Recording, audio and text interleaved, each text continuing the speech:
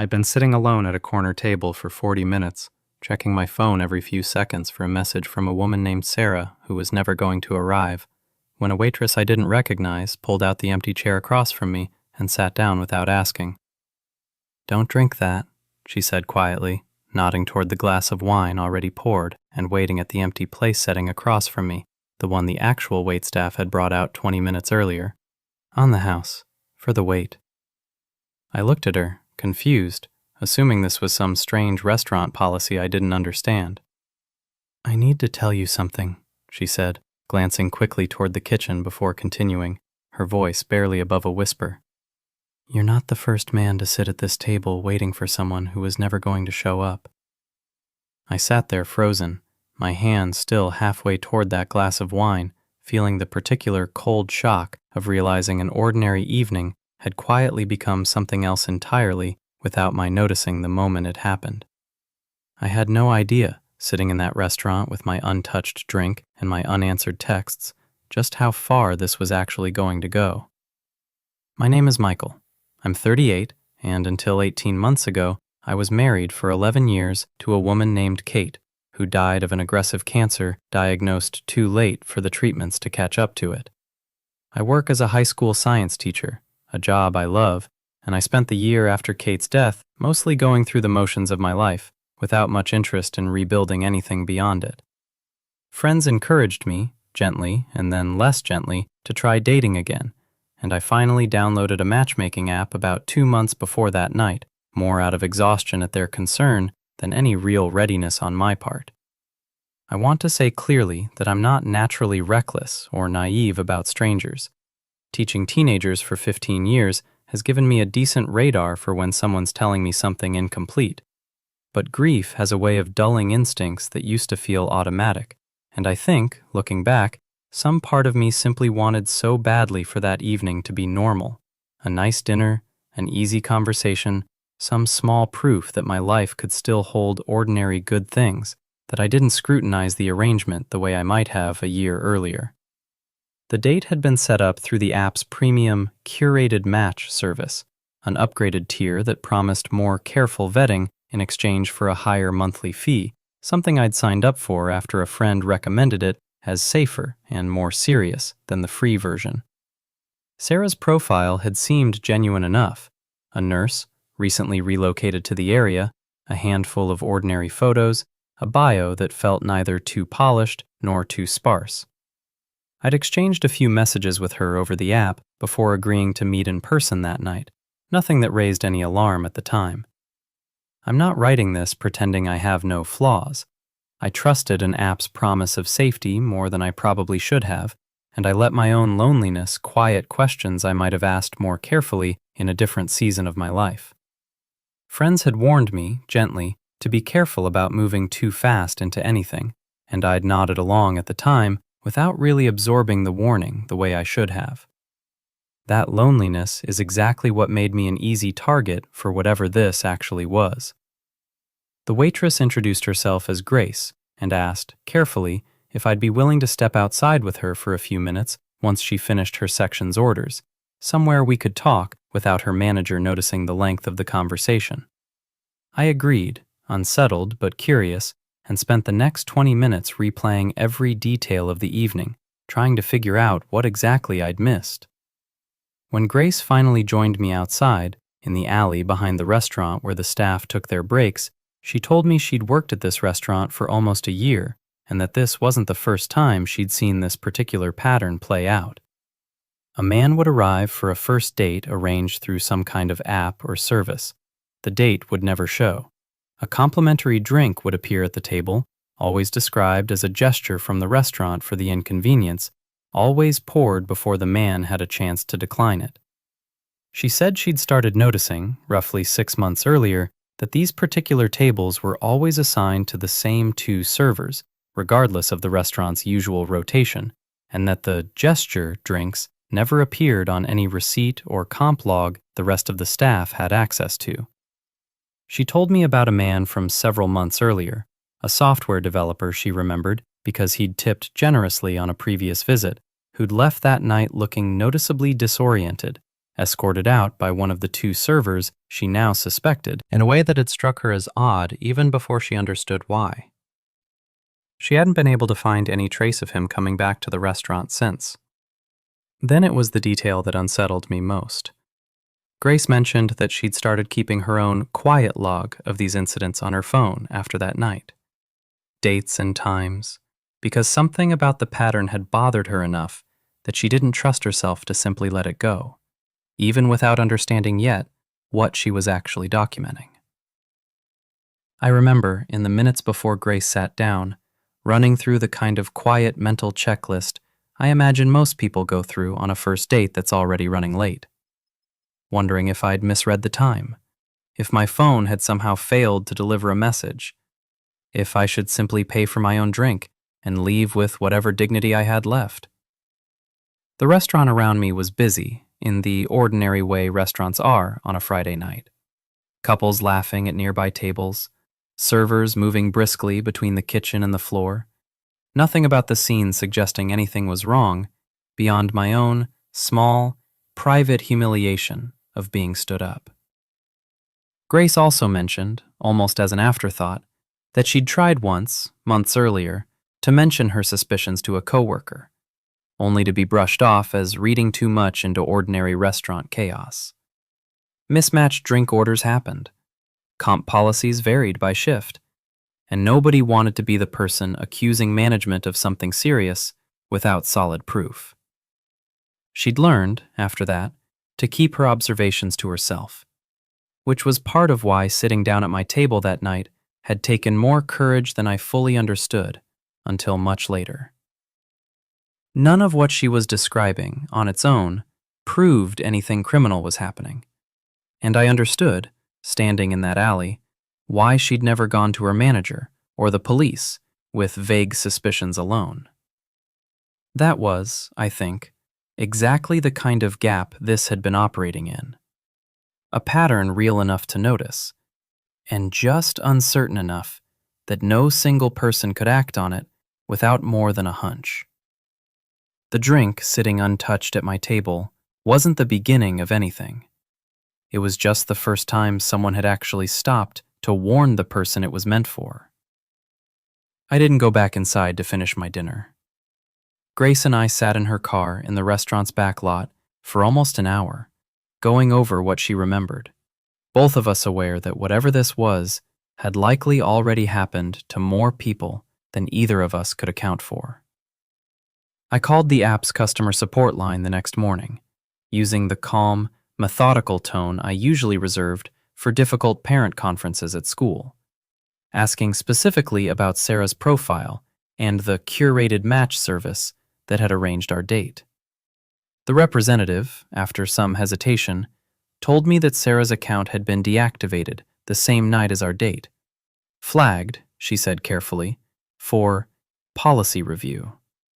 A phrase that told me almost nothing on its own, but confirmed, at least, that I wasn't imagining the strangeness of the evening. Grace, in the meantime, reached out to the software developer she remembered, tracking him down through an old online review he'd left for the restaurant under his real name. He agreed to talk to us, cautiously, over the phone, and described a night nearly identical to mine.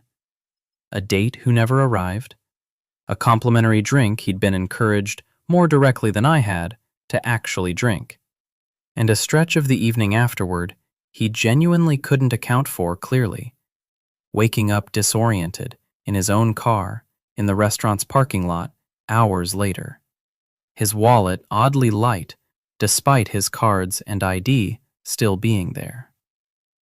He described the missing hours with a kind of quiet unease that stayed with me long after the call ended, telling us he'd spent months afterward assuming he'd simply had more to drink than he remembered, embarrassed enough by that assumption that he'd never mentioned the missing cash to anyone, not even close friends.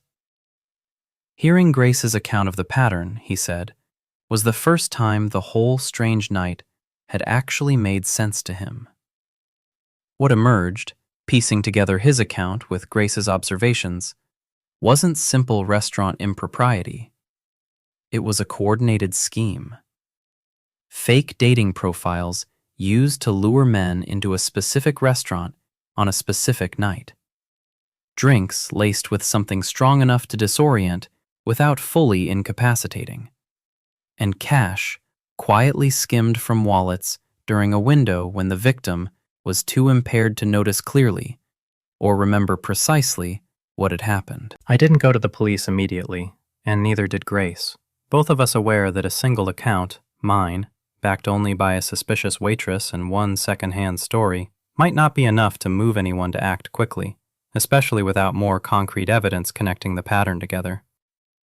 I contacted a detective a former student's parent had once mentioned worked fraud cases for the department, a woman named Detective Alvarez, and explained what we'd pieced together, careful to stick to documented facts and timelines rather than speculation, aware that a teacher calling in with a story this strange needed to sound credible from the very first sentence.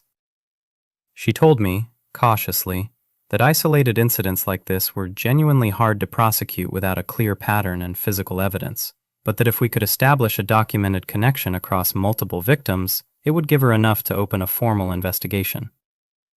Grace, working within the small window of trust she still had at the restaurant, began quietly noting which nights the two servers she suspected worked together, cross-referencing the schedule against the dates in her private log. I helped organize everything into a clear timeline, the same careful habit I used grading papers methodically instead of skimming, dates and details laid out in a way that would actually hold up if someone official finally looked at it closely.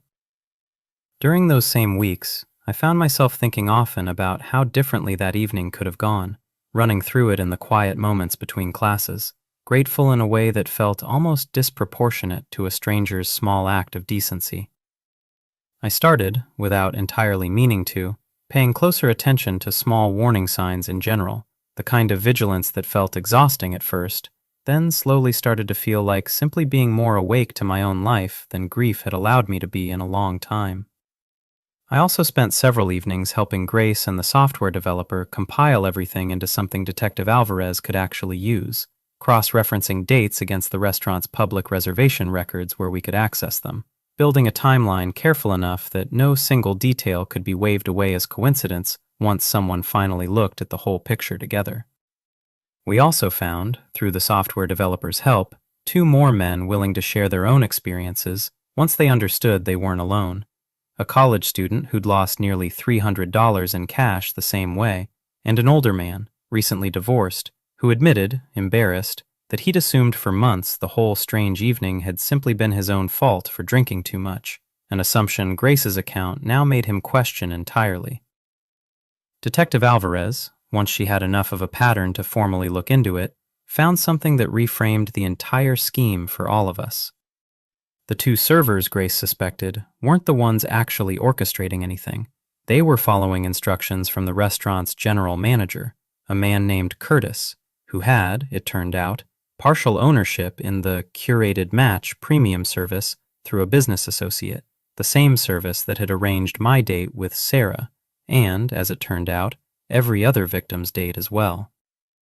Curtis had built a small, quiet operation over roughly a year, using fake premium profiles on the app to lure specific men to his own restaurant on specific nights, coordinating with the 2 servers to identify targets and administer the drinks, splitting whatever cash was skimmed from wallets during that disoriented window.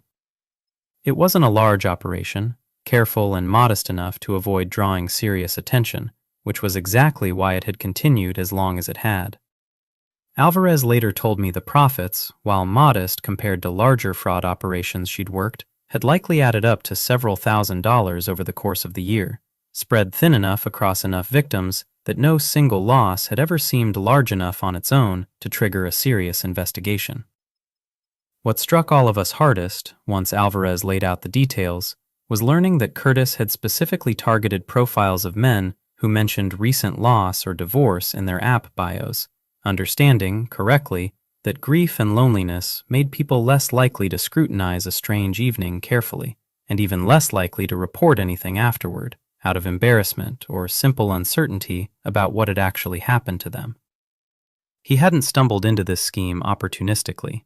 He had built it specifically around people like me, reading grief and loneliness in a dating profile the same way another kind of predator might read vulnerability in any other context, and treating it, coldly, as an operational advantage rather than something deserving any hesitation at all.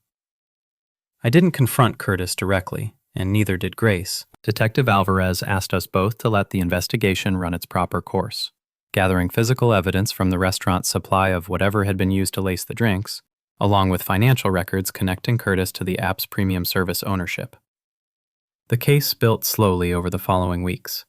Surveillance footage from the restaurant's own security system, which Curtis had apparently never thought carefully enough to review for his own exposure. Financial statements showing irregular cash deposits that lined up with victims' reported dates, and eventually, once one of the two servers realized how much evidence had already accumulated, a statement from her cooperating with police in exchange for a reduced charge. I wasn't in the room when Curtis was formally confronted with the evidence, but Alvarez told me afterward that his explanations fell apart quickly once presented with the financial trail connecting him to both the app and the missing cash. The same way most careful schemes unravel, once the person running them realizes how much has already been documented without their knowledge, and how little room is left to argue once the paper trail speaks for itself. Curtis was arrested and charged with multiple counts related to the scheme, and the two servers who'd cooperated received lighter sentences in exchange for their testimony.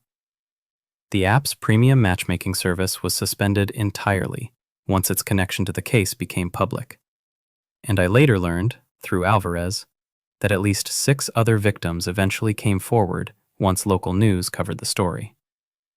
The software developer reached out to me afterward, and the two of us grabbed coffee once, comparing notes on how strange it felt to have shared something this specific with a stranger. He told me he'd finally gone back to using the app again, more cautiously this time, and that knowing the truth about that one strange night had somehow made it easier to trust the process again, instead of simply giving up on it entirely. The older man from the group, still working through his own embarrassment months later, told me he was grateful, more than anything, to finally understand he hadn't simply had too much to drink that night the way he'd assumed for months. He'd stopped dating altogether afterward, he admitted, not out of any concrete fear, but out of a vague unease he'd never been able to name until Grace's account gave it a shape. The restaurant itself changed ownership within a few months, under new management with no connection to Curtis, and Grace stayed on through the transition, telling me once that she was glad, in the end, that trusting her own instincts that night had actually mattered, instead of simply being one more suspicion she talked herself out of. Grace and I kept in touch after the case wrapped up, first out of a shared sense of having been through something together, and slowly, over the following months, into something that felt like it was becoming its own real thing, unhurried and honest in a way I hadn't expected to feel capable of again after Kate. Not everything closed as neatly as I might have wanted.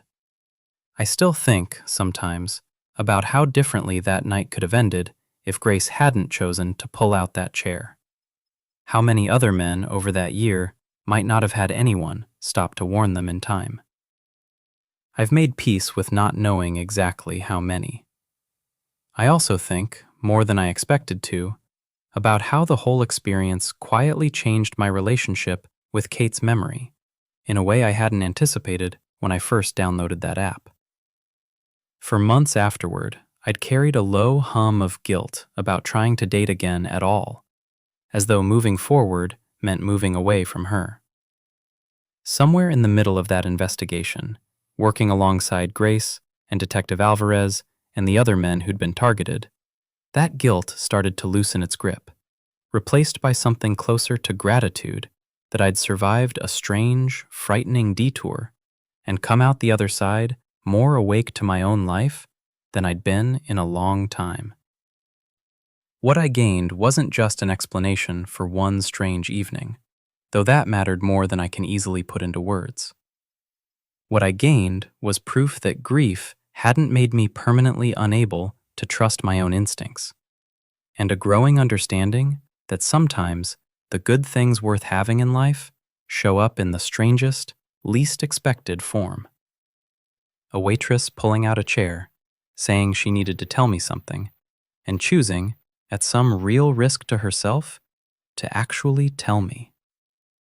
I think about how easily loneliness made me an easier target that night, and how close I came to simply drinking what was in front of me because questioning a small kindness felt harder in that particular season of grief than just accepting it. None of it looked like danger while it was happening. It looked like an ordinary night out, finally trying to move forward after a year of standing still. So I'll leave you with the question that stayed with me since that alley behind the restaurant. How often do the people most in need of real kindness become the easiest people for someone else to exploit, simply because they're too tired or too hopeful to ask the harder questions? And if a stranger sat down across from you tonight and said they needed to tell you something, would you actually listen?